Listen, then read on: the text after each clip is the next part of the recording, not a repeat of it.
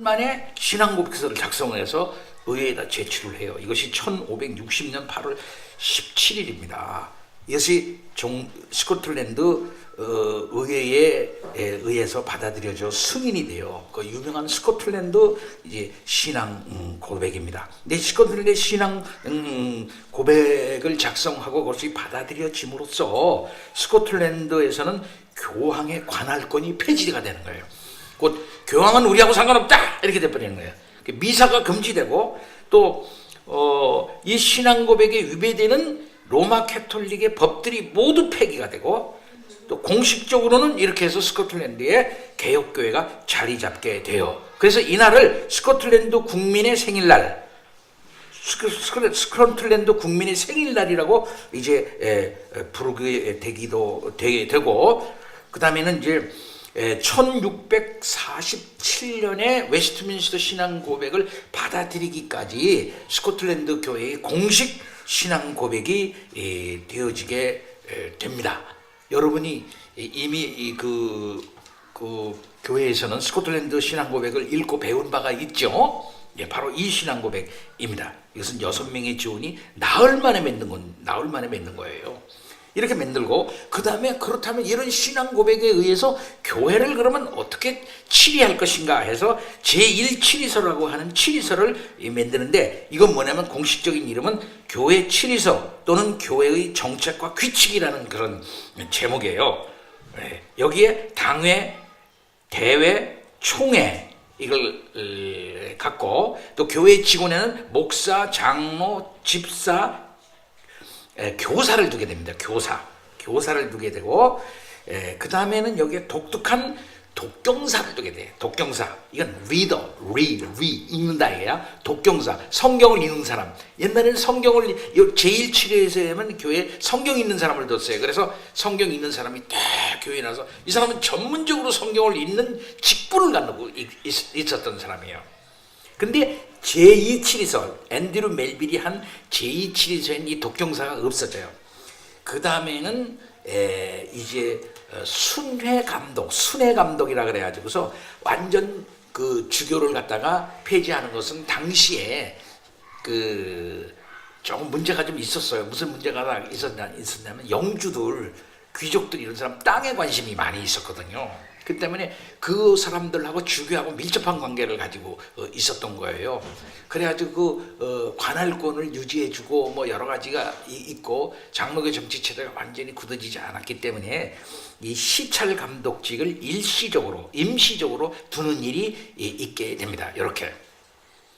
그리고 교회의 참된 세 가지 표지인 말씀과 성례와 권징, 이걸 확정을 해요. 칼빈에게 있어서는 권징이 확정적으로 규정적으로 이렇게 있지를 않아요. 그러나 낙스에 와서는 이 권징을 하나를 딱 이렇게 데파트먼트 하나를 부분으로 딱 만들어 가지고 말씀, 성례, 권징 이렇게 딱 만들어 가지고 장로 교회의 표지로 이렇게 삼게 됩니다. 뿐만 아니라 예배 시에 꼭 시편 찬송만 부르도록 해요. 그리고 주일 외에 모든 성일은 폐지가 됩니다. 성창식 때는 떡과 잔을 모두 받을 수 있게 했어요. 이전에는 떡만 받았어요. 떡만. 요즘도 떡만 받죠. 왜 그럴까요? 이것이 주의 피라고 얘기하잖아. 화채서는 이것이 주의 피며 이렇게 올릴 때 이것이 왜 피며 이렇게 할 때 이게 피면 싹 바뀐다 이게요. 바뀐다. 근데 이거 잘못 주다가 흘리면 어떻게 되겠어? 큰일 나는 거지. 예수님의 피인데 이거 흘리면 큰일 나지. 그러니까 자기만 홀짝 먹어. 그리고 떡은 어떻게 됐어? 떡도 이게 어떻게 됩니까? 떡도 이게 주님의 몸이 딱 되는데 이게 부스러지면 안 되지. 우리가 잘못하면 부스러질 수 있잖아. 그러니까 부스러지지 않게 딱딱하게 만들어 이 편을 딱딱하게 만들어요. 그래가지고 깨지지 않게 딱 동그랗게 만들어요. 동그랗게. 깨지면 큰일 나니까. 동그랗게 만들어 그걸 입 벌려라고. 깨지면 큰일 나니까. 왜 진짜 주님의 몸이 되는데 거기서 부스러기 떨어지면 어떡하겠어요? 그리고 그 포도주는 원래 자기 혼자 다 먹어요. 이게 딱 정해져 있었단 말이죠. 이렇게 하면 안 된다 이 말이죠. 예배 중 기도할 때에는 기도문을 읽는 것을 금했어요. 기도문을 읽는 걸 금하고, 우리 개혁교회에서는 기도문을 써가지고 와서 줄줄줄 읽고 그 다음에도 비슷하게 읽고 또 읽고 그렇게 하지 말라고 그래요. 그렇게 하지 못하도록 처음부터 합니다. 그건 뭘 말하냐면 그때 그 즉시 역사하시는 성령에 의지해서 신앙 양심에 따라서 하라. 잘못하면 기계적이 된다 이렇게 하기 때문에 예배 중 기도할 때 기도문을 읽는 것을 금해. 그러면서 그때 성령에 의지하여 솔직하게 기도하면 된다. 그리고 신실하게 권징을 시행할 것을 가르쳐요. 이런 내용들이 이제 제1치리서에 들어가 있고, 교회 재산 문제에 대해서 빈민 구제를 위해서, 그 다음에는 목사님의 생활을 위해서, 그 다음에 신앙 교육을 위해서, 이 세 가지를 위해서 교회에 이제 그 재산이 있어야 되는데, 이게 교회의 많은 재산들이, 그건 왜 많은 재산이 있었냐면 전에는 수도원이 있었잖아요. 천주교가 수도원을 다 잡고 있었으니까 있었고, 그걸 누가 관장하냐면 주교가 관장하고 있었단 말이에요. 근데 이게 귀족들에 의해서 그것이 귀족들 재산으로 이렇게 바뀌게 돼버리고 말았던 경우가 있단 말이에요. 그러니까 그것을 어느 정도 이렇게 할애해서 교회 재산으로 해야 된다 하는 그런 어떤 제1치리서가 있는데, 그걸 확정적으로 얘기하지 못해. 왜? 의회에서 승인을 안 하니까. 그래서 그것이 확실하게 시행을 못해. 그러니까는 제1치리서는 뒤에서 나타날 앤드류 멜빌의 제2치리서는 확정적이고 아주 굉장히 완전한 거라고 볼 수가 있다면, 이 낙스의 제1치리서는 약간 부족해요. 그쪽으로 가는 과정이다 이렇게 말할 수 있고, 그건 당시의 역사적인 여러 상황이 있기 때문에 그렇다 이렇게 말할 수가 있겠습니다. 그 다음에 일반 예식서를 만들어요. 예배 지침서다 이렇게 말할 수가 있겠습니다. 그래서 스코틀랜드 장로교회의 표준적인 예식서로 이것이 사용되어지는데, 이것은 교회의 예배와 성례의 안내서 역할을 하고, 결혼 예식, 목사 임직식과 같은 교회 예식의 규정, 예배 순서 이런 것이 이제 포함이 되어져 있어요. 자, 그럼 이제 존 낙스의 이 종교개혁의 원리가 뭐냐? 첫째 원리는 성경대로야. 성경대로. 성경에 근거하지 않는 것은 안 한다 이게 칼빈의 원칙이거든요. 성경에서 얘기하지 않는 건 안 한다. 이게 칼빈의 원칙인데, 녹스도 성경에 근거하지 않는 것들은 어떤 것도 신앙과 삶의 규범이 될 수 없다. 이런 원칙 하에 성경대로 어떻게 우리는 하겠다 하는 이 원리를 갖고 있는 겁니다. 그래서 그 신앙고백, 스코틀랜드 신앙고백의 서문에서 이렇게 나타나 있어요. 제가 읽어드리겠습니다. 만일 누구든지 이 신앙고백에서 하나님의 거룩한 말씀에 어긋나는 조항이나 문장을 발견하면 부드러운 그리스도인의 사랑으로 그를 통해 우리에게 조언해 주기를 원합니다. 우리는 하나님의 은혜로 우리의 명예와 신실성을 걸고서 하나님의 입으로 나오는 말씀으로 그를 만족시켜 줄 것을 약속합니다. 혹시 그가 잘못되었을지라도 그것을 수정하여 제시해 줄 것을 약속합니다. 수정하셔 이렇게 하나님의 말씀에 입각해서 어떻게든지 하려고 노력을 하고 그것을 반포합니다. 우리는 어떻게든지 성경대로 하겠습니다 이거죠. 그 다음에는 뭐냐면은 그 원리가 성경대로 한다 하는 걸로, 그리고 아주 근본부터 한다 하는 원칙을 갖고 있는 거예요. 근본부터. 그래서 유명한 뿌리와 줄기라는 말이 있습니다. root to branch 이런 말인데요. 철저한 개혁을 하려고 했다. 그러니까 가지치기 정도는 안 한다. 우리는 철저히 이 기회에 가톨릭을 멸하고 그 가톨릭의 뿌리를 내리친다. 이런 원리를 그는 가지고 있고, 그렇게 해서 그 터 위에다 아예 천주교와 천주교의 냄새나는 것들을 싹 치워버리고 그 터 위에 우리는 장로교를 세운다 하는 이 원칙을 그는 아주 했던 것이에요. 그래서 거기에 고백서, 그 다음에는 치리서, 그 다음엔 예배 지침서, 이것을 딱 만들어서 교회에다가 실행을 하려고 그렇게 했던 것을 볼 수 있습니다.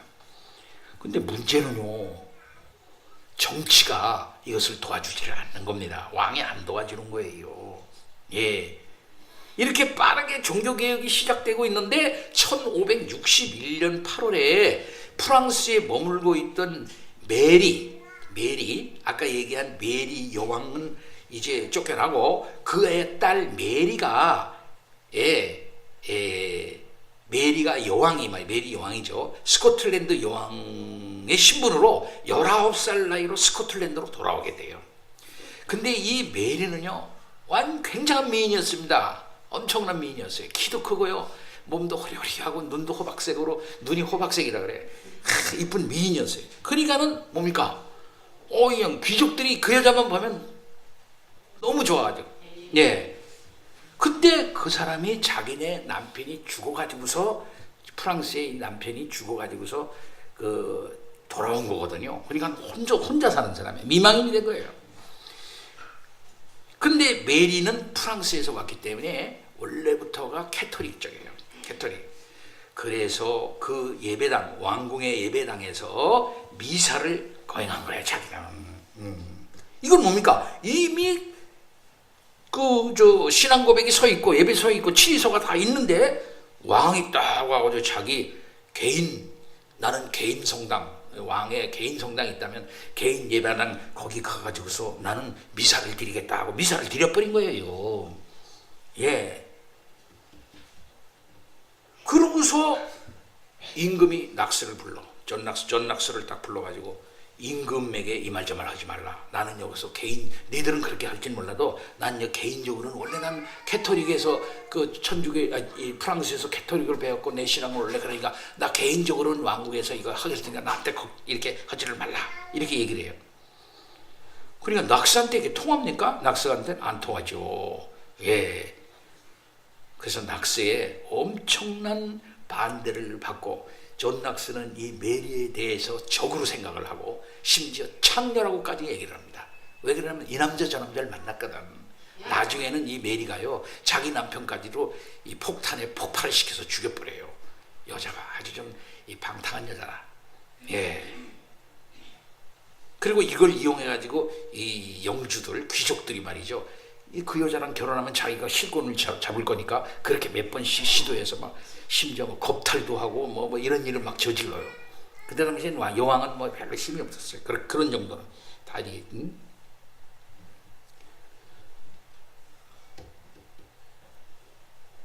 이렇게 이제 해서 하지만은 이 메리는 쫓겨나게 됩니다. 치정과 살인에 연루되는 등 부도덕한 생활로 인해 가지고 쫓겨나게 되고 그녀의 갓난아기 제임스 6세가 왕위에 오르게 됩니다. 예. 어린 왕이 이제 제임스 6세가 이제 왕이 이제 됩니다. 이렇게 하고 조금 있다가 1572년에 낙스가 죽어요. 예. 존 낙스가 죽습니다. 그런 다음에 다시 하나님께서 누구를 드시냐면은 앤드류 멜빌을 하나님께서 드셔서 존 낙스를 계승하게 합니다. 자, 존 낙스가 세상을 떠났습니다. 당시 제임스 6세가 어렸기 때문에 섭정이 있었는데 그 섭정 이름은 몰턴이라는 섭정이에요.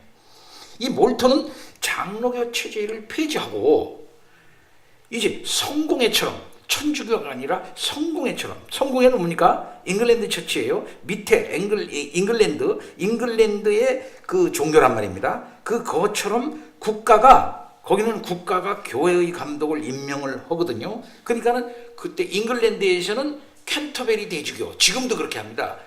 캔터베리 대주교, 그러니까 웨스트민스터 어베이라 하잖아요. 웨스트민스터 사원에서 그 중심으로 해서 캔터베리 대주교가 있는데 그 캔터베리 대주교는 지금 영국 성공의 최고 대빵이야. 그 사람을 캔터베리 대주교라고 그래. 그걸 누가 임명해? 지금도 여왕이 임명해요. 여왕이 딱 임명하거든요.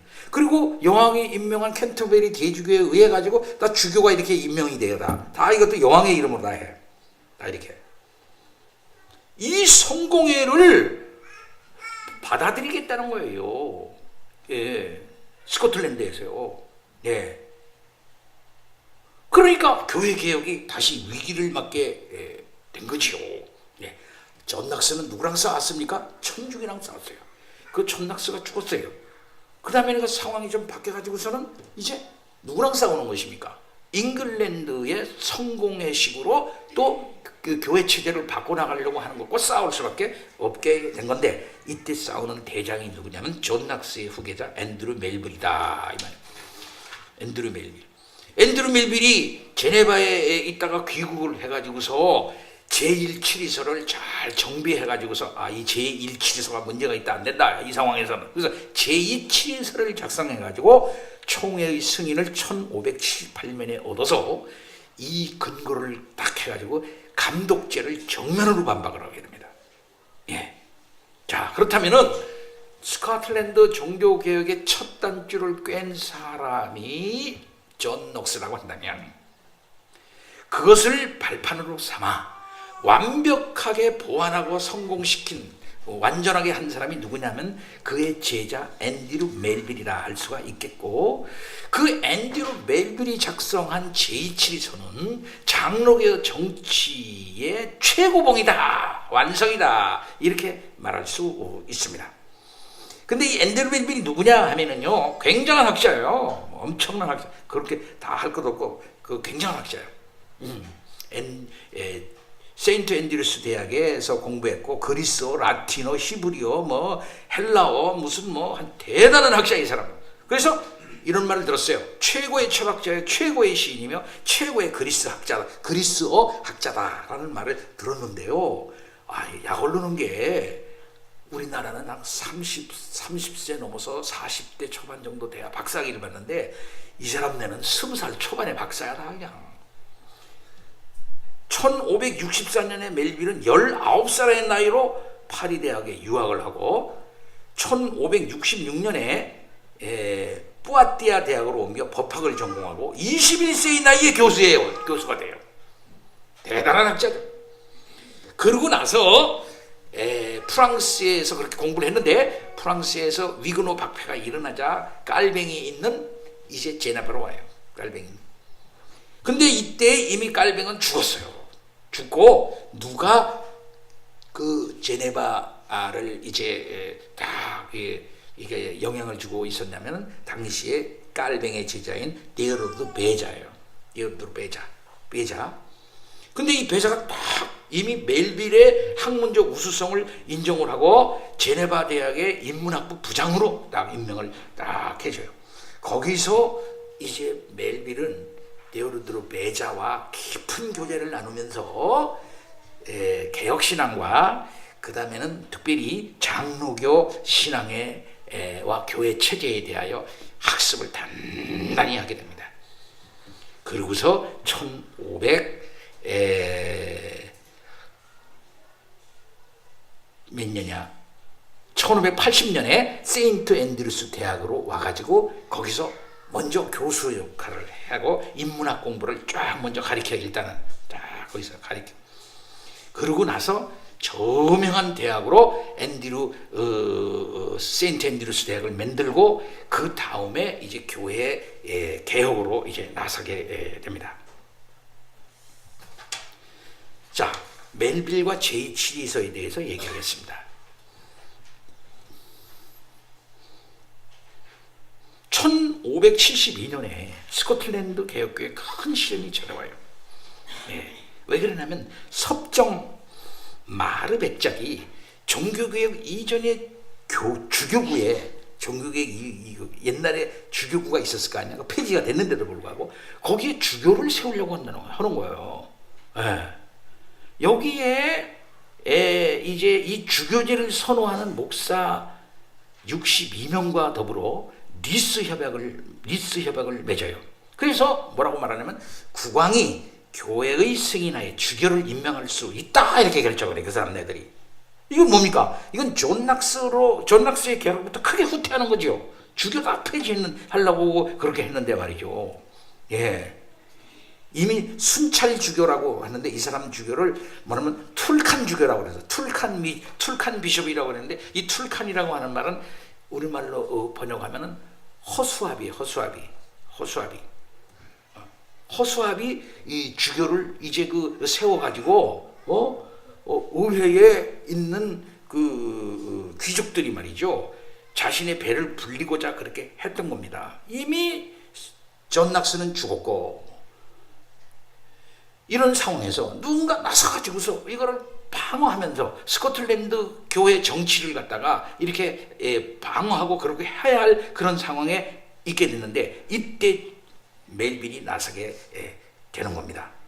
그래가지고 그는 안 됐다, 학교에서 공부만 하면 안 된다, 이렇게 나서면서 설교를 하기 시작을 하면서 1575년에 이제 적극적으로 이제 나서기 시작을 하면서 이제 지속적으로 그는 주교제 폐지를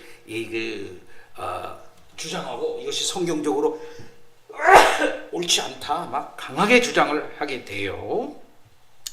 그럴 때 이렇게 하니까 총회에서는, 장로교 총회에서 저 멜빌 교수를 갖다가 이 총회장으로 하면은 이게 잘 싸우겠다, 그래가지고 총회장으로 그를 세워요. 그래가지고 그가 1578년에 총회장이 돼가지고서 장로교 헌법의 핵심을 담은 제2칠서를 통과하게 되는 겁니다. 이 제2칠서는 말이죠, 이러한 역사적 배경 속에서 만들어졌는데, 그 핵심 사상은 뭐냐면은 세속권, 세속의 권세와 교회의 권세의 분리를 전제해가지고 두 왕국 이론을 얘기하고 있는 것입니다.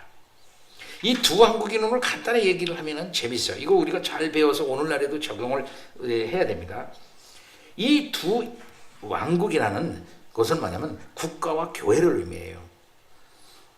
두 왕국은 엄연히 분리가 됐다. 분리가 되고 각자의 고유한 영역을 갖고 있다. 세속군주는 국가의 통치를 담당하지만 교회는 그 통치 영역 밖에 존재한다. 그러니까 교회는 하나님에 의해 통치되는 또 다른 왕국이기 때문에 세속 권력이 결코 간섭할 수 없다. 하나님이 임명한 교회 직분자에 의해 교회는 통치되어야만 하는 것이다 라고 이렇게 얘기를 하면서 제2칠서 1장 13조에 이렇게 얘기합니다. 왕과 군주들 그리고 관료들은 그들이 통치하는 국가 안에서 신민의 주와 영주로 불리는 것은 적절하다. 그렇게 하면 된다. 그러나 교회라는 영적인 정부에서는 오직 그리스도만이 주와 스승이라 불릴 수 있다. 이렇게 확정하면서 얘기를 해요. 나중에 이제 여기에 대해서 조금 더 두왕국론에 대해서는 얘기를 자세히 이제 할 것입니다. 자, 이 칠서는 또 뭘 또 얘기하냐면은 회의에 의한 교회 조직을 얘기합니다. 회의에 의한 교회 조직. 그 다음에 또 하나는 뭐냐면 사역자 간은 평등하다. 이렇게 얘기를 하는 겁니다. 자, 회의에 의한 교회 조직이라는 게 뭐냐 할 것 같으면은 전에는 뭡니다. 교회는 주교, 그 다음에 감독, 그 다음에는 또 교황 뭐 이런 게 있지 않겠습니까? 그러면 교회를 다스리는 게 뭐냐면은 인간이 되는 거예요. 인간. 어떤 인간이 되는 거죠. 교황도 인간이고, 감독도 인간이고, 주교도 인간이야. 이게 인간이 다스린다 이게. 인간이 다스리면은 부패한 인간이 다스리면 여지없이 부패한다. 교회 정치는 어떤 인간이 다스리면 안 된다는 거예요. 어떤 한 인간이, 한 사람의 독자적인 인간이 다스리면 안 된다. 이건 독재가 되어진다. 안 된다. 그러면 어떻게 되냐? 회의를 해서 다스려라. 회의체에 의해서 다스리는 거예요. 그래서 장로교는 뭐냐면 회의에 의해서 다스리는 거예요. 그래서 회라고 그래. 당회, 장로회. 그래서 장로회 할 때 장자를 빼버리고 노회 그렇게 되는 거예요. 그래서 당회, 그 다음에는 노회, 대회, 무슨 총회 이렇게 회가 다스려야 된다. 서로 의논을 해가지고 하나님의 말씀이다 하는 것을 의논을 해가지고 서로 합의해가지고서 이렇게 해야 한다는 말이죠. 회가 다스린다는. 그래서 어떠한 장로에게, 어떠한 목사에게 권위가 있는 게 아니라 그 회가 권위가 있다. 이렇게 얘기하는. 옛날에는 주교라고 하는 어떤 인간이 얘기하면 그 밑에 있는 인간도 다 그걸 들어야 돼. 그러나 그렇게 하면 안 된다는 거예요. 이게 로만 캐토릭이거든요. 로만 캐토릭은 어떤 인간에게 권위가 주어졌다 이거지. 그러나 장로에는 그런 게 아니라 회에 주어졌다. 당회에 주어졌다. 노회에 주어졌다. 총회에 주어졌다. 이렇게 얘기를 하는 겁니다. 그 다음에 사역자 간의 평등이에요. 사역자 간의 평등은 뭡니까? 사역자는 누구야? 교회 사역자를 치료해서는 제2치료에서는 누구를 얘기하면 목사, 장로, 그 다음에 또 뭐가 있습니까?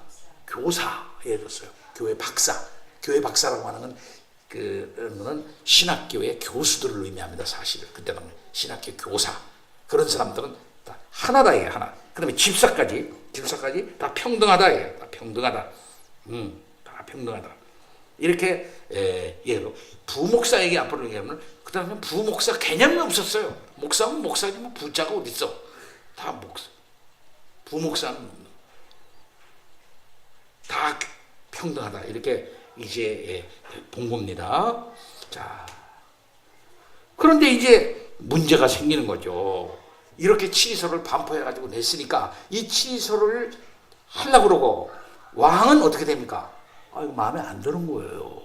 왜 그러면 왕이 주교를 임명함으로써 교회를 틀어잡을 수가 있지 않습니까? 당시 16세기, 17세기 이쪽 상황에서는 교회를 틀어잡는 것이 왕의 권세가 가장 강한 거예요.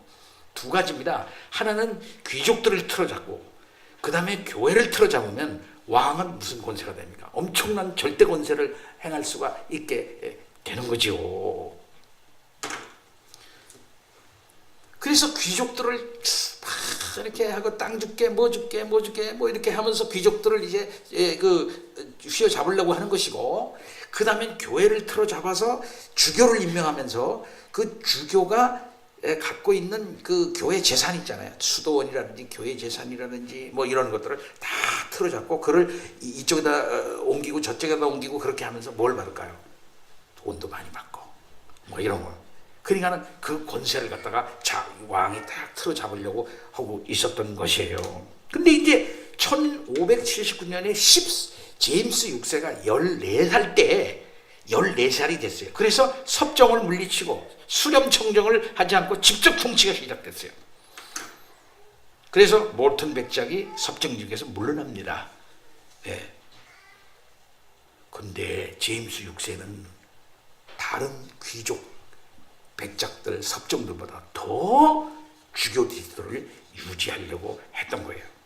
그래서 1580년대와 1590년대에는 주교제를 완전히 부활시키려고 하는 제임스 6세와 지금 넉스의 후계자인 앤드류 멜빌과의 대결이 시작되는 거예요. 대결이.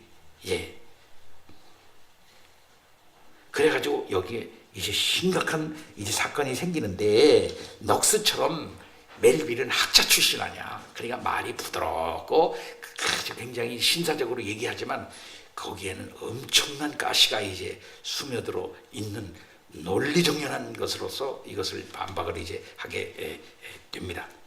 자, 이렇게 되니까 제임스 6세의 반장로교 정책의 가장 큰 방해는 누굴까요? 앤드류 멜빌이 되는 거죠. 계속 앤드류 멜빌은 대학 강단과 교회에서 제임스 6세의 교회 정책을 공개적으로 이제 비난을 하는 것입니다. 그러니까 앤드류 멜빌을 어떻게든지 제거해야 되겠다 이렇게 생각을 해서 그에게 이 벌도 주고 저 벌도 주고 그렇게 하지만은 앤드류 멜빌이 가만히 있지는 않죠.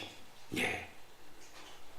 자, 그렇게 하다가 결국은 어떤 일이 있게 되는 거 하니 제임스 6세를 이제 총회에서 만나게 돼요.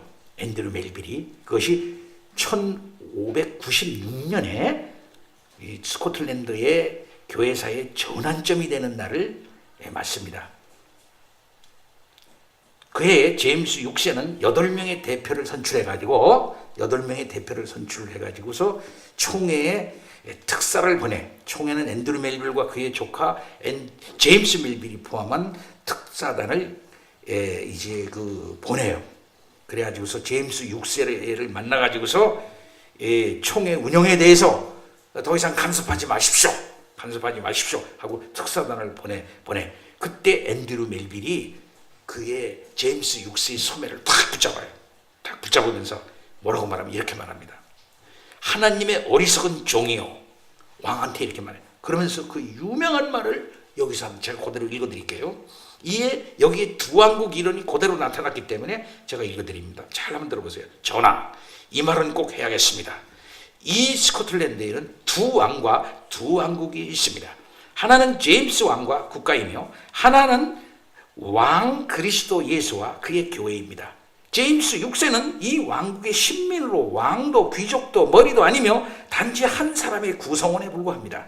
이 왕국에서는 그리스도께서 그의 교회를 돌보라고 받은 이들이 그리스도로부터 충분한 권위와 힘을 부여받아 통치합니다.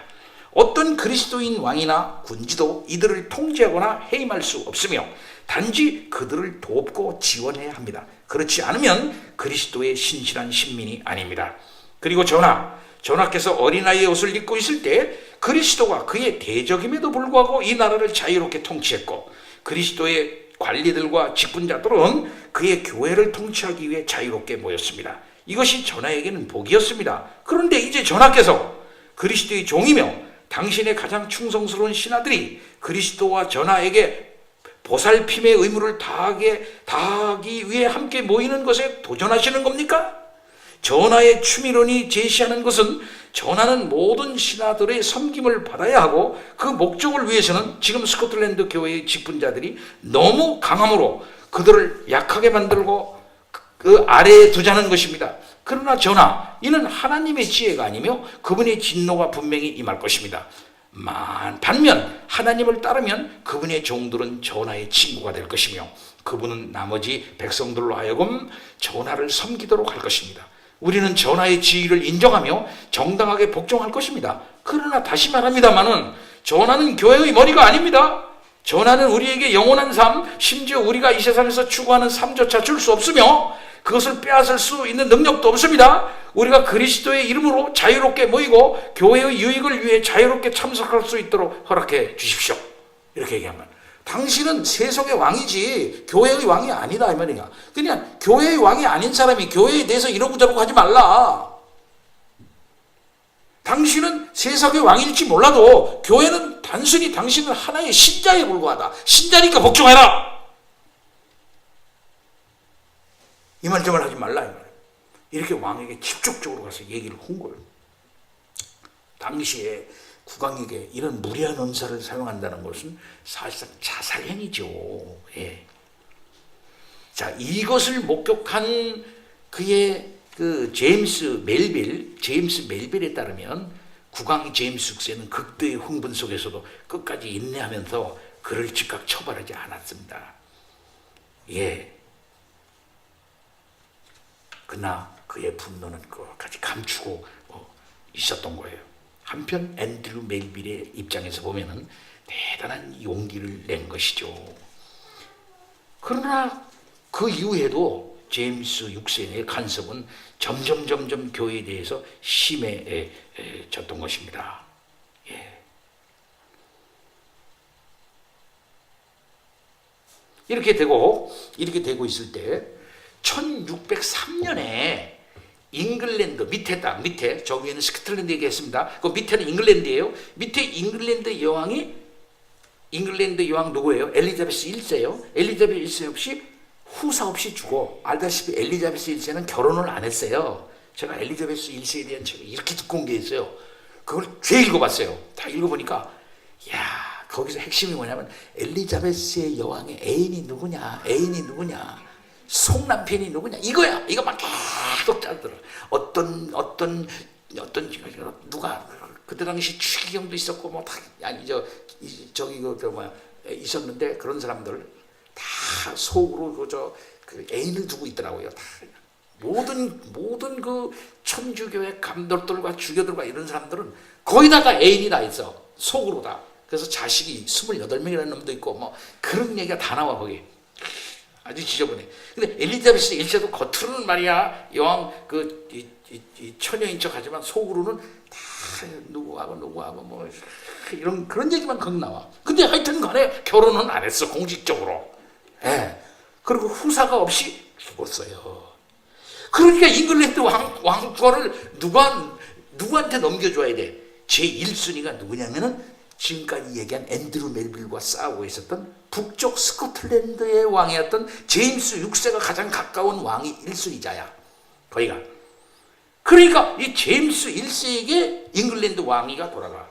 그래서 북쪽에서는 스코틀랜드는 제임스 6세고, 그 다음에는 잉글랜드 이쪽에서는 제임스 1세가 되는 거예요. 그러니까 공식적으로 제임스 1세 겸 제임스 1세로 불리게 돼요. 이 왕이.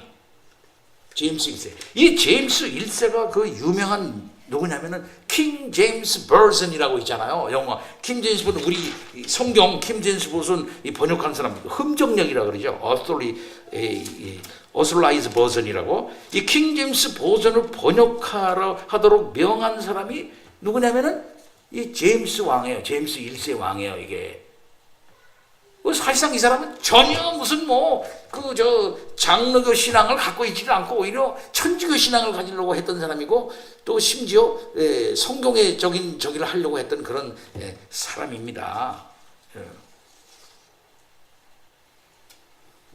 그래서 그는 이렇게 말해요. 제임스 1세 겸 제임스 1세는요, 장로회 제도와 군주제는 신과 악마만큼 잘 어울리는 한 쌍이다. 그러면서 말하기를 주교가 없으면 국왕도 없다. No bishop, no king 이라는 유명한 말을 해요.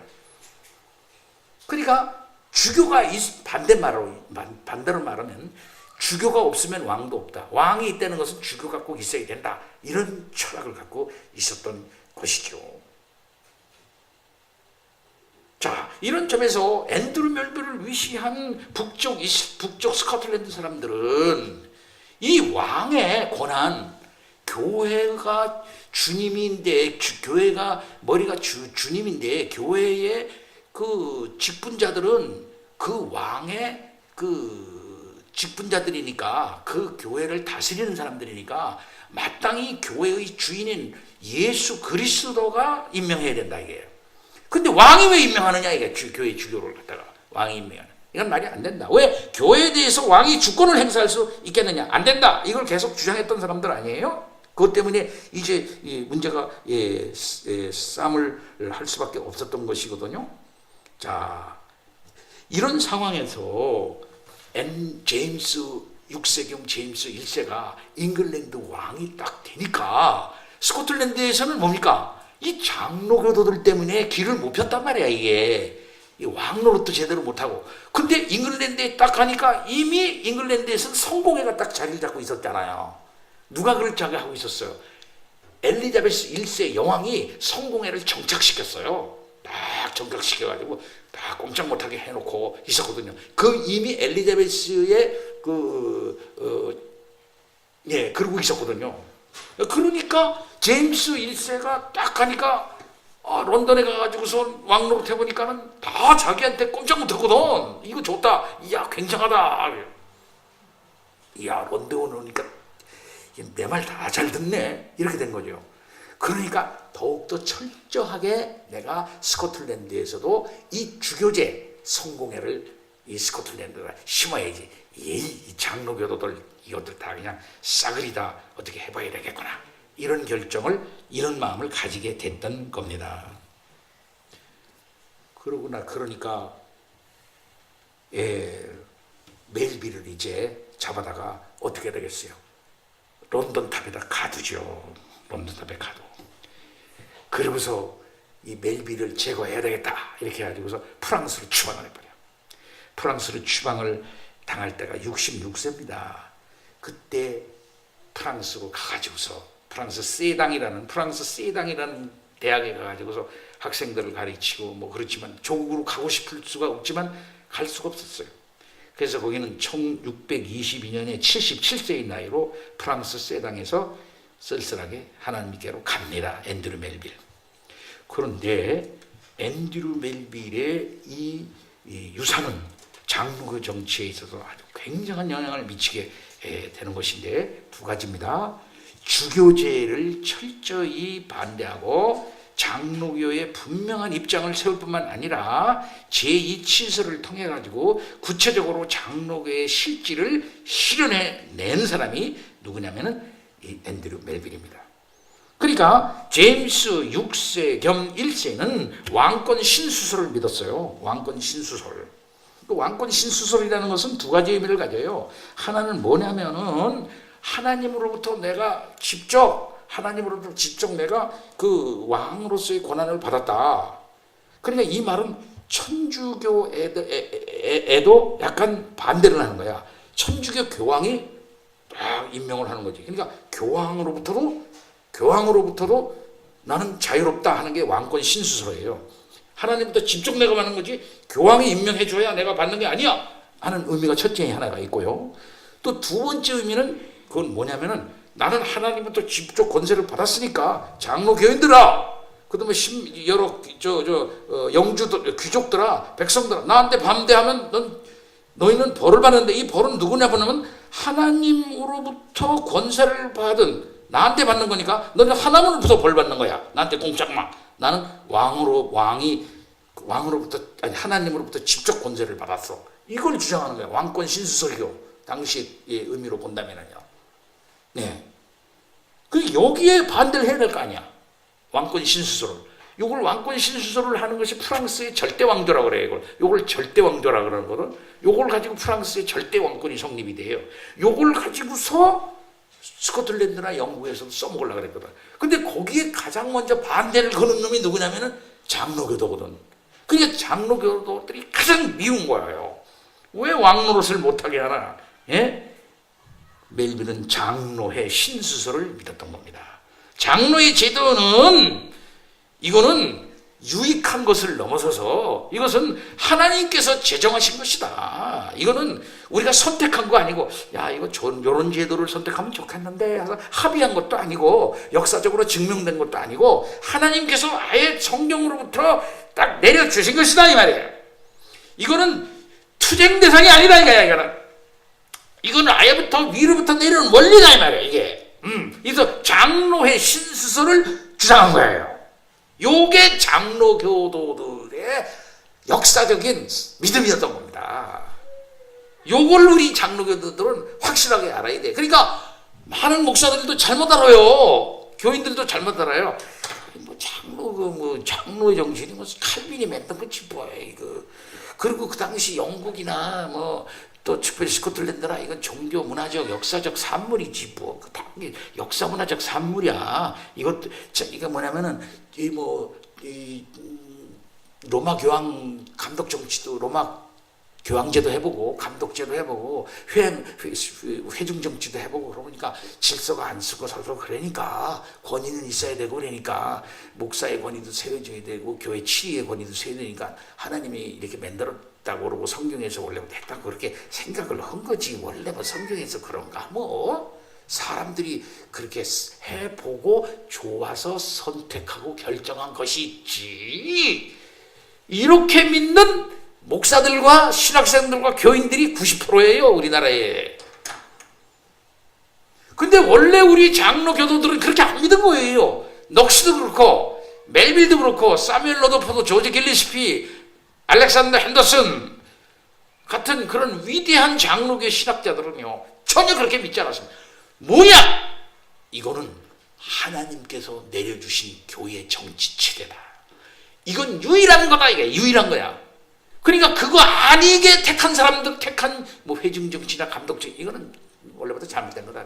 성경적이 아니다 이렇게 보는 거야. 그것은 한마디로 말해서 성경을 모르거나 성경을 오해했거나 성경에서 삐뚤어진 거다. 안 된다 그러는 말이 안 돼. 이렇게 믿는 게 장로교예요. 그러니까 이 토 위에 서서 뭐냐면 놀라운 저항사상으로서의 언약사상이 나올 수가 있었던 것이고 그런 장로교 제도를 파괴하려고 하는 세속정권에 맞서서 싸움할 수 있었던 근본적인 이유도 하나님의 법을 뭉그러뜨리려고 반대하려고 죽이려고 하는 세력은 무슨 세력이냐면 하나님의 대적이다. 하나님의 원수다. 왕은 하나님의 원수다. 여기까지 나가는 거예요. 이게 저항사상이야. 놀라운 저항사상. 이렇게 되니까 교회와 세속정권 간의 관계 정립 문제가 심각한 문제로 대두될 수밖에 없는 것이죠. 예. 두 왕국의 이론으로 볼 때 교회는 그리스도의 왕국으로서 그리스도께서 임명한 교회 관리에 의해서 통치되어야 되는데 예. 이거에 대해서 자꾸 세속 정권이 나서가지고 주교를 자기네가 딱 세우고 주교 뒤에 서서 너 교회 돈을 많이 안 바치면은 너 다음에 주교 안 세워준다. 절로 옮겨 돈 많이 안 나오는 교구 그쪽으로 옮긴다. 알았어? 나한테 돈 많이 바쳐야 돼. 하고 왕과 귀족들이 이렇게 다 틀어잡고서 짝짝꿍 돼가지고서 교회를 갖다 이렇게 콱 누르려고 교회 재산을 함부로 하려고 그러고 교회 목사들을 함부로 하려고 그러고 막 이런 일이 생기니까 안 되는 거죠. 거기에 반대는 교회에 대해서 이러쿵저러쿵 하지 말라.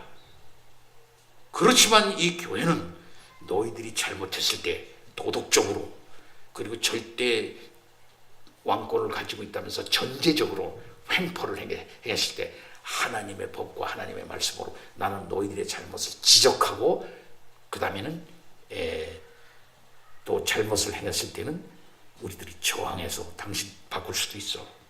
여기까지 주장하는 것이 두한국 이론이에요. 요거에 대해서 나중에 또 얘기해요. 우리나라 얼마나 두한국 이론을 잘못 적용했는가 하는 문제도 우리가 생각해 봐야 돼요. 이것이 제2치기서에 잘 나와 있는 겁니다. 그래서 앤드류 멜빌의 전기를 쓴 유명한 역사학자인 토마스 맥그리라고 하는 사람은 나는 스코틀랜드가 존 녹스 이후 앤드류 멜빌보다 더 감사와 존경을 빚진 인물은 알지 못한다. 이렇게 얘기를 했대요. 예. 자, 그럼 앤드류 멜빌 여기까지 마치고 그런 다음에는 이제 뭐가 또 있겠습니까? 이걸로 끝나는 게 아니지요? 문제가 심각해요.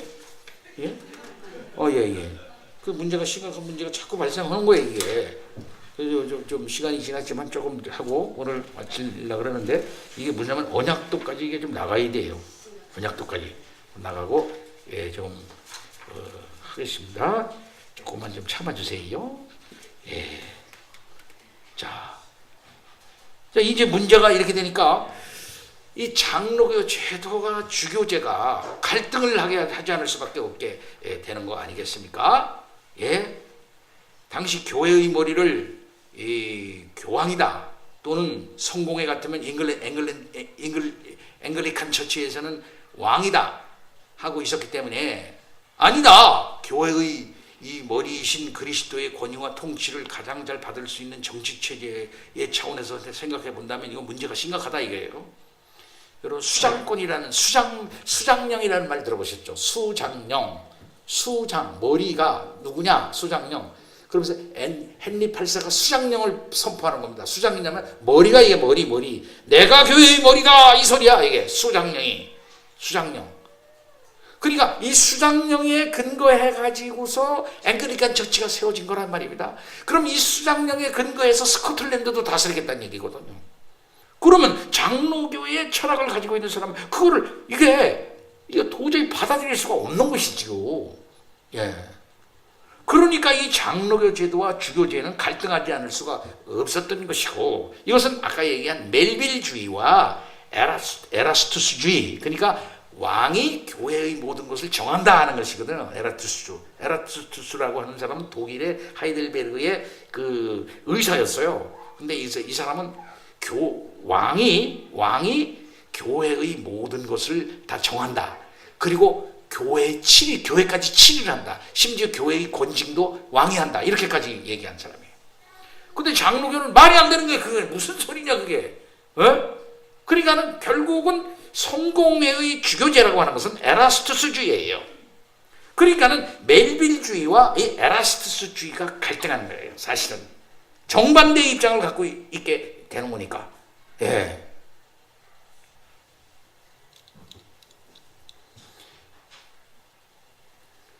근데 여기서 이제 문제가 제임스 6세가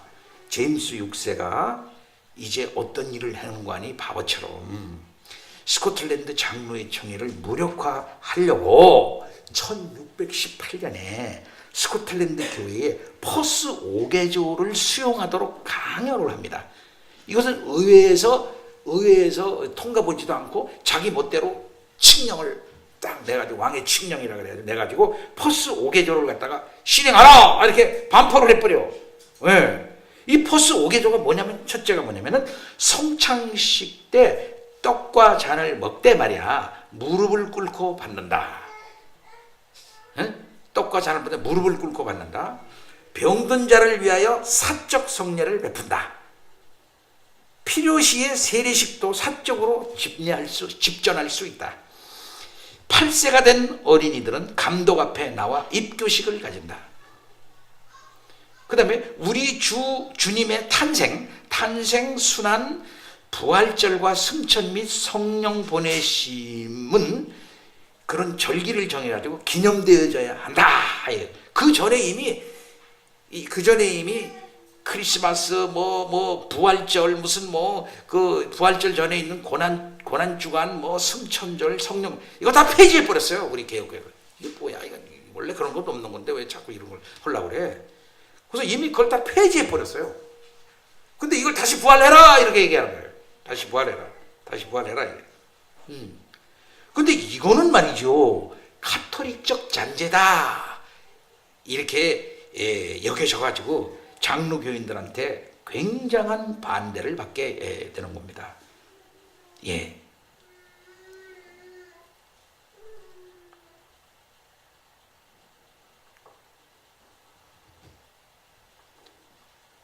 그런데 이때 이제 그렇게 했던 제임스 6세는 1625년에 이제 세상을 떠나게 되고 그의 아들 찰스 1세가 아버지 제임스 1세의 그 종교 정책을 그대로 또 개성을 해요. 그대로 개성해요. 네, 그대로 개성을 해. 그때 개성을 할 때 에딘버러에서 대관식을 치렀는데 이 스코틀랜드인들이 아주 싫어하는 로마 교회, 로마 천주교 냄새가 물씬 나는 대관식을 거행을 해요. 그러니까 에딘버러에 있던 많은 시민들과 우리 장로 교인들은 기분이 굉장히 나쁘죠. 아니 어떻게 천주교식으로 저걸 하나? 예. 그럴 때 또 그는 그 유명한 월리엄 로드라고 하는 그 사람을 캔터베리 대주교로 이제 세우고 그 사람을 통해서 천주교의 영향을 받은 성공의 시대에 그 기도서, 예배서 이런 거를 만들어 가지고서는 이제 그것을 이제 실행하도록 그렇게 합니다. 네. 이때 뭐가 있냐면 제1교회법을 이제 발표를 하는데 이때 뭘 발표하냐면은 교회 문제에서 국왕의 수장권, 아까 얘기한 수장권, 이게 수프림 헤드다 교회 헨리 8세가 나는 교회의 수프림 헤드다, 이 머리다 이렇게 하면서 나한테 다 복종해라 이렇게 얘기를 했던 그 수장권을 부정하는 사람을 파문에 처한다 이렇게 규정을 해요. 말도 안 되는 거죠. 예. 그 다음에는 공예배 시에 즉흥 기도를 금한다. 이게 무슨 소리야? 꼭 와서 줄줄줄줄줄줄줄줄 왜라 이게야. 줄줄줄 기도서로 만들어가지고 골고루 읽어라 이 소리지. 즉흥 기도를 금하고 성찬때를 제단으로 대체하도록 한 반면 총회, 노회, 당회에 대해서는 이런 반구 언급하지를 않게 돼요. 하여튼 이 아까 얘기한 캔터베리 대주교 로드를 이제 등용을 해가지고서 스코틀랜드 기도서를 작성을 하게 되는데 이 기도서는 뭐에 근거하고 있냐면 아랫지방 앵글리칸 처치에서 쓰고 있었던 성공의 기도서와 거의 비슷한 거예요. 거의 비슷해. 이것을 갖다가 이제 채용해가지고 스코틀랜드에도 성공의 식의 교회로 바꾸려고 이제 완전히 성공의 식으로 바꾸려고 강하게 시도를 이제 찰스 1세가 이제 하게 되는 거예요. 그 첫 번째 사건이 어디서 생기냐면 이 기도서를 도입을 해가지고서 첫 번째로 이제 여기서 해라 하고서 막 많은 그 주교들과 유명한 사람들과 귀족들과 이런 사람들이 참석하고 있었던 세인트 앤드루스, 그러니까 에딘버러의 세인트 앤드루스의 자일스, 당시에 그걸 주교자 성자로 얘기했어요. 그래가지고 거기에 주교가 앉는 그 성당으로 이렇게 만들어 놓고 거기서 제일 처음에 이 기도서를 정식으로 첫 번 사용하도록 명령을 했어요. 이때 에딘버러의 주임 사제가 공중 앞에 딱 나와가지고 기도서를 읽을 채비를 딱 했어요. 근데 이거 낭독을 하려고 하려고 하면서 처음에 시작을 딱 하면서 본 기도를 낭독을 하는 거야. 본 기도를 낭독하는 게 우리가 보통 눈 감고 그 즉흥 기도로 하나님 아버지 이렇게 모여서 감사 이렇게 그러더라. 걔네들은 글자 써 있잖아. 그대로 써 인쇄된 거. 그래서 만일 캐토릭식으로 한다면 이제 라틴어로 하면 무슨 베리타스 어쩌고 저쩌고 무슨 어쩌고 그러면 이런 걸 또 읽으려고 하는 거야. 또 기계적으로 하려고 캐토릭 냄새 나게. 예. 그러니까 한 거리에서 에딘버러의 거리에서 상점을 운영하는 제니 게이스라고 하는 한 여인이 자기가 앉아 있었던 그때는 의자가 그런 귀족들이 아니고 제가 영국에 가보니까요 그쪽 웨일즈도 가보고 그러니까 귀족들은 의자가 등받이 의자에 앉아요. 등받이 의자에 딱 앉고 평신도들은 등받이 의자가 아닌 그냥 이렇게 앉는 의자 있잖아. 그런 의자에 보통 앉게끔 다 돼 있어요. 자기가 앉으려고 하는 등받이 없는 의자를 갖다 빼가지고 그 앞에서 하는 그 주교에다가 그냥 던져버리면서 그냥 던져.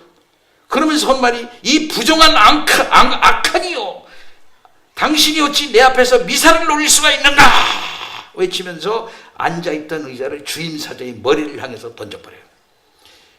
그 순간에 격렬한 소동이 자일스 교회에서 일어나게 됩니다. 그러니까 여기저기서 막 걸상이 던져지고 그냥 막 난리가 나는 거예요. 그러면서 말하기를 이 여인은 계속 소리를 지르는 거야. 당신은 내 귀 속에 미사를 말하지 말라. 뒤이어 신분이 비천한 여인들이 좀 더 신분이 높은 사람들의 선동에 의해 가지고 주임 사자에게 옆에 있는 사람들이 막 달려 들어가서 어깨를 잡고 의복을 잡아치고 찢어버리고 막 그러려고 막 시도를 하고 막 그러면서 사제들을 교회 밖으로 다 내몰면서 그때 이제 에딘버러 대주교가 강당에 올라섰으나 군중들은 대주교를 맹렬하게 공격하면서 적그리스도다 하면서 그를 끌어내려요. 돌로 쳐라. 그래서 막 바깥으로 막 나가가지고 무질서하게 군중들이 그래서 돌을 던져가지고 막 교회 창문을 막 깨트리고 하는 사건이 발생해요. 예배가 끝난 다음에 예배를 제대로 드려주지도 않았죠. 주교들에게 거칠게 되더라고요. 그리고 길거리에 있는 그것을 받아들인 성직자들이라고 하는 사람들에게 폭행을 가하고 그때 이제 주교는 칼을 빼든 수행원들의 호의를 받으며 마차에 올라타 집으로 도망가버려요. 이것이 자일스 교회의 폭동입니다. 세인트 자일스 교회. 이 사건은 이 스코틀랜드 혁명과 영국 혁명에 있어서 굉장히 중요한 사건이에요. 영국의 종교개혁과 스코틀랜드 종교개혁을 얘기할 때 이 사건은 꼭 나와.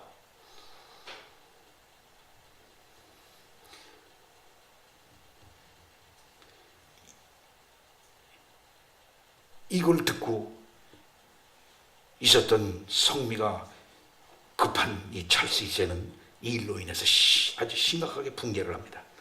날카로운 반응을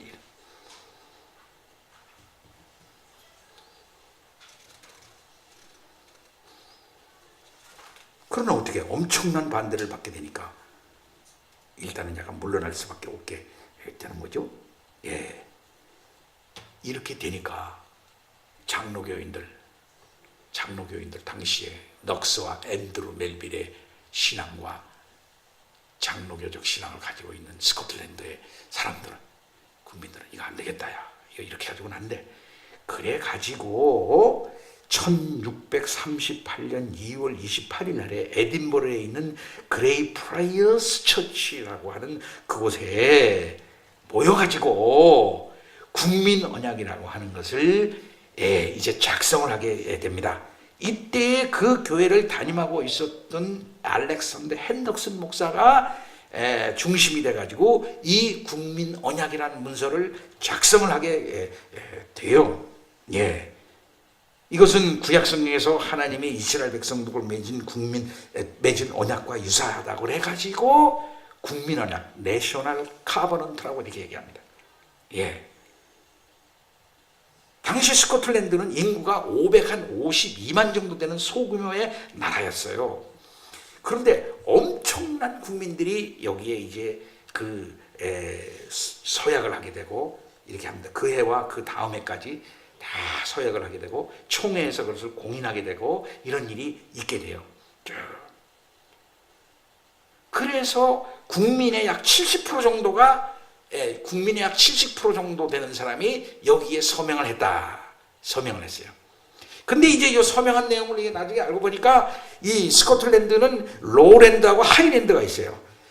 알다시피 스코틀랜드 그러면 막 네스호가 있는 고래 뭐 이상한 물건 나온다는 네스호가 있는 데는 이 하이랜드라는 데예요. 큰 산이 많고 멋진 동네죠. 여기 사는 사람, 이 사람네들은 원래 좀 거친 사람들이야. 예. 이 사람들은 이 개신교를 안 받아들여. 캐토릭이 지금 비슷해요. 캐토릭이야. 이 사람들은 원래부터 캐토릭 이 사람들이. 예. 그 사람들은 많이 거기 가입을 안 해요. 근데 그 중에 이 스코틀랜드에는 가문이 하는데 그 북쪽 가문에 이 한쪽은 캠벨 가문이라는 데가 있고 그 다음에는 맥도날드 가문이라는 데가 있어요. 이 두 개가 이 하이랜드를 갖다 지배를 해요. 근데 이 사람네들은 원수 사이야. 500년간 원수 사이야. 그때 당시에 500년. 그래서 맥도날드가 이 편 들면 이 사람들은 저 편 들고, 저 편이 이 편 들고, 이 편 저 편 들고 같이 태본 일이 없어. 예. 근데 그 중에 맥도날드가 강해요. 근데 그 중에 조금 못한 데가 이제 캠벨 가문인데 이 캠벨 가문이 녹수를 밀었거든요. 녹수를 밀었어요. 그리고 이 장로교를 갖다가 어느 정도 이렇게 커버를 해줍니다. 하여튼 이 북쪽에 있는 사람들은 거의 서명을 많이 안 하지만 거의 스코틀랜드 국민의 70%가 서명을 해요. 이거 무서운 겁니다. 그 많은 사람이 다 서명한다는 거는 무서운 거예요. 이게 지금 그대로 남아있어요. 지금 그 문서가 그대로. 그 스코틀랜드의 그 국민 언약의 그 내용이라는 거는 교회의 머리 대신 주 그리스도의 왕권에 도전하는 이 시도들을 비판을 해요. 그래서 영원하신 하나님과 그의 가장 거룩한 말씀에 최고의 권위와 영광을 돌리고 있으면서 말씀의 신실한 선포, 성례의 올바른 신행들을 언급하고 있어요.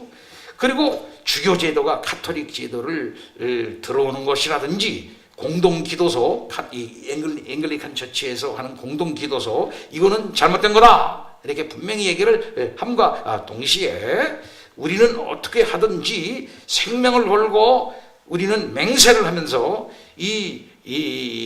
지킨다. 그리고 하나님이 주신 이 진리를 우리가 지킨다. 이렇게 언약을 하는데 맹세로 언약을 해요. 생명을 걸고 맹세를 해요. 그래서 이 국민 언약에 맹세를 한 거예요. 이 사람들. 이 맹세는 뭐냐면은 하나님 앞에 맹세를 한 거고 서로 간에 맹세를 한 겁니다. 서로 간에 맹세. 죽음으로 지킨다 이거지. 하나님도 아브라함에게 맹세를 했잖아요. 그러면서 하나님께서 맹세를 할 때 여러 가지 재물들을 반쪽으로 이렇게 만들어 놓고서 저녁 때 횃불이 슉 지나잖아요. 창세기 보면. 이거 무슨 뜻입니까? 내가 너한테 한 약속 안 지키면 나 이같이 네 앞에서 나 쪼개진다. 나 죽는다. 나 생명 걸고 너하고 약속한다. 알았어? 너한테 자식 주고 네 민족을 고이 큰 민족을 만들어 가지고 너는 복의 근원으로 되게 해줄게. 알았어? 이거는 맹세야. 내가 맹세한 거야. 어떤 일이 있어도 난 지켜. 이걸 아브라함에게 약속하고 아브라함은 그걸 믿으니까 의롭다고 했거든. 그런 생각을 가지고 죽음을 걸고 국민 언약에 서약을 하네요. 이게 누구냐면 언약도라는 거예요. 언약도. 그래서 그거 근거로 해가지고 싸우는 거예요. 여기에 반대하는 거는 뭡니까? 이걸 못하게 하고 이걸 갖다가 나중에는 보면 그거는 취소할 때는 맹세로 취소해라. 맹세로 맺었으니까 너 맹세로 취소해야 돼. 그러니까 맹세하라고 그러는 거야. 하나님 앞에. 이 사람들이 하나님 앞에 맹세로 했는데 그걸 또 맹세로 취소하라 그러니까 이 사람 못하는 거예요. 얘네들은 하나님 앞에 나 못한다. 이가 못해. 그럼 너 죽을래? 나 죽어도 맹세 이거 지키겠습니다. 그래 죽어. 그럼 그냥 죽여버려. 그걸로 죽여. 그 맹세 안 한다고 죽이는 거야. 맹세 번복을 안 한다고. 이게 언약도라는 거예요. 하나님께 맹세했으니까 그 맹세를 죽음으로도 내가 지킨다. 왕이 하라고 해도 난 못한다. 난 못해. 하나님, 난 죽으면 죽었지. 요게 언약도라는 거예요. 그래서 카버넌터스라고 그래요. 이 사람들을 카버넌터스. 그리고 이 카버넌터스의 위대한 학자인 알렉산더 핸더슨, 사무엘 로더포드, 조지 길레시피, 이런 사람들 언약도예요. 언약도로 분류됩니다. 이 사람들이 언약도의 대학자들이에요. 이론적 배경을 쫙 돼요. 이 사람들이. 그리고 그 사람들에 의해서 또 작성되고 그 사람들이 주도해서 만들어진 것이 뭐냐 할 같으면은 엄숙한 동맹과 언약이고, 그 엄숙한 동맹과 언약에 의해 가지고 만들어진 것이 웨스트민스터 신앙 고백이라는 거예요. 그러면은 상관없습니다. 북미 언약에서 아까 제1치리서에서 제2치리서에서 아니 제일 먼저는 아까 귀족들의 로드스 콩그리게이션, 그러니까 그들 귀족들의 언약, 그 다음에는 그 제1 언약이라 그래서 그 다음에는 제1치리서, 그 다음에 제2치리서, 그 다음에는 국민 언약, 그 다음에는 엄숙한 동맹과 언약, 거기에 근거해서 그것을 갖다 펼쳐내는 바 웨스트민스터 신앙 고백과 그 대서열의 문답과 예배복음과 정치문답절에 이게 거기에 나오는 거예요. 그게 우리의 신앙이라, 그게 우리의 신앙의 뿌리라. 그것을 지키려고 했던 사람들이 누구냐? 그게 후기 언약도라는 거예요. 그러니까 올곧은 신앙을 어떤 형편에서도 지키자. 또 그것을 반대하는 사람들이 있었고, 그걸 지키려고 하는 사람들이 스코틀랜드의 언약도라고 그러고, 약간 좀 분파는 많고 정치체는 다르지만은 그래도 잉글랜드에서 올곧은 신앙을 한번 지켜봐야지 뭐 했던 사람들이 청교도라는 사람들이에요. 우리는 청교도만 알아. 우리는 청교도만 되게 많이 알고 이래. 왜 그러냐면 청교도 사람들이 책을 많이 썼거든. 책을 많이 쓰고 청교도가 중심을 잡고 있던 영국이 소위 대영제국, 뭐 어쩌고 대영제국이란 말 틀린 말이라 그랬지만 영국이 뭐 해가 지지 않는 나라 어쩌고 그래가지고 영국이 세계 패권을 쥐고 있으니까 영국 출신의 사람들이 책을 많이 내가지고 와 펼치니까 이 청교도가 제일인 줄 알죠. 근데 스코틀랜드에 있어서 언약도들은 그만한 힘이 없었다 이거예요. 세계를 주도할 만한 힘이 없었다 이거예요. 그렇죠? 네? 그리고 후기 언약도들은 일찌감치 다 죽어. 24살의 목사님, 나중에 얘기하지만 24살의 목사님이 목 잘려 죽고, 26살에 목 잘려 죽고, 36살에 목 잘려 죽고, 다 이렇게 죽어요. 목사 된 지 6개월 만에 죽어. 그냥 지도자들이 바로바로 죽어버려, 그냥. 그러니까 이 글을 쓸 정신이 없는 거야, 당시에. 네. 그러니까 작품이 뭔지 알아. 그러나 나중에 얘기하겠지만 그 설교가 어떻게 남았느냐. 당시에 물론 만년필이 있습니까? 만년필 없지. 그럼 그 사람들이 그때 당시에는 여기 만년필 통 같은 잉크통을 달고 다녀요. 교인들이 잉크통을 딱 달고 다니는데 그 다음에 이제 그 촉 있잖아. 그 깃털 같은 걸 팍 갖고 다니면서 그걸 갖고 와서 목사님 설교하면 비밀 집회에서 막 써요. 목사님, 귀한 말씀을 써야 된다. 써. 그 사람은 다 못 써요. 그럼 이 사람도 써. 이 사람도 맞춰보고, 저 사람도 맞춰보고, 저 사람도 맞춰보고, 다 맞춰가지고, 오자 탈자 맞춰보고, 이게 맞냐? 예. 이런 버전이 있고, 저런 버전이 있고. 그래가지고서, 당시 도널드 카길이라든가, 알렉산더 페이든이라든지, 그 다음엔 리처드 카메론이라든지, 이런 사람의 설교가 그렇게 해서 몇 편, 그것도 얼마 안 되는 몇 편이 남아있어요. 제가 그 도서관 가서 영국 도서관 그 스코틀 거기가 다 들어가가지고서 다 해서 다 다운받았어요. 이게 도널드 카길의 설교구나. 이게 이 사람의 설교. 눈물이 막 나올 정도예요.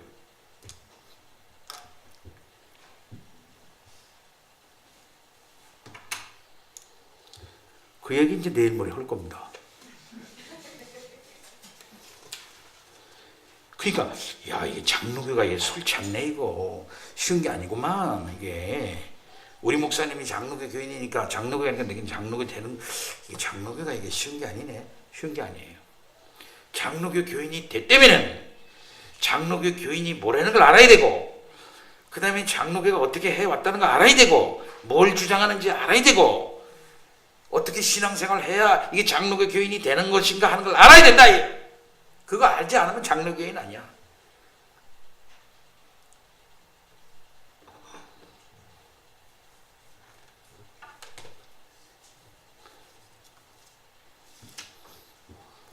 오늘 시간 지났으니까 여기까지 얘기했어요. 언약도 얘기는 내일 또 계속 이어지겠습니다. 다 같이 기도하겠습니다. 하나님 아버지 감사합니다. 스코틀랜드 종교교회 언약도에 대하여 얘기하고 있습니다. 아버지 많은 고통과 괴로움과 역사적 과정 속에서 장로교가 자리 잡혔고 그것이 우리들에게 전해졌습니다. 그것이 무엇인지 확실하게 이해하는 우리가 되게 하시고 그 질서와 그 내용을 잘 우리 교회에서 실현하게 하여 주시는 은혜가 있게 하여 주옵소서. 교회의 왕 예수 그리스도시 교회의 어떤 자도 그리스도의 주권을 침해하는 일이 없도록 그의 일에 복종하고 순수하게 그리스도의 왕권을 실현해 나가는 교회 될 수 있도록 인도하옵소서. 예수 그리스도 이름으로 기도하옵나이다. 아멘.